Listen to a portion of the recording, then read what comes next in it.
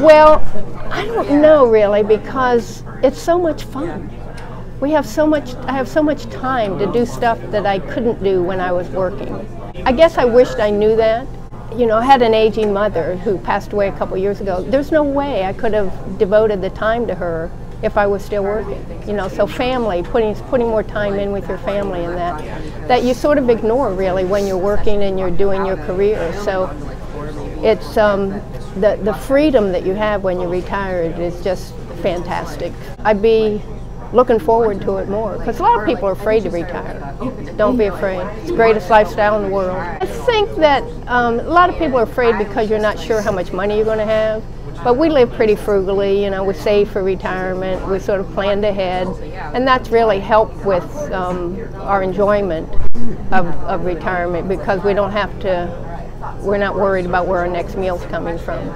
So I think the biggest challenge you'll have when you retire, and people in your generation in the United States, is the crushing economic debt that we're going to have. The amount of debt the government is taking on is not sustainable. It is not sustainable.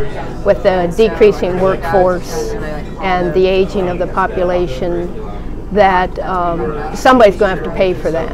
And it's not going to be me, because I'm going to be long gone before it becomes a major problem. My father died when I was 11, so my mother became one of the single mothers early in her life that, you know, she hadn't planned on. So she had 3 kids, I was the youngest, and she had decided all 3 of us were going to college. She didn't care what you did, where you went, but you were going to college.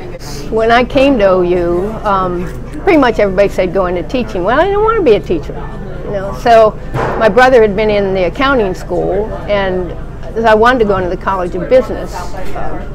But I was like one of 10 women in the College of Business at the time. I was an anomaly. And people really discouraged you from going into anything other than teaching at the university level. My mother didn't care what I did, as long as I got a college education. So I was a marketing major, but I worked my way through school. And I actually just sort of fell into the field that I ended up in, which was computer science, because that's where I got a job. Along the way, you always have regrets about things maybe you should have done different, but overall, I had a very successful career. I think I helped a lot of students get started on their careers. I see students, you know, when I'm out in Columbus, they're saying, "Are you Dr. Brown?" And, you know, they come up to me. So it's great that you think you help somebody get started in their career. So yeah, I think everything worked out great for me. I'm real happy with it, and I'm happy in retirement now too.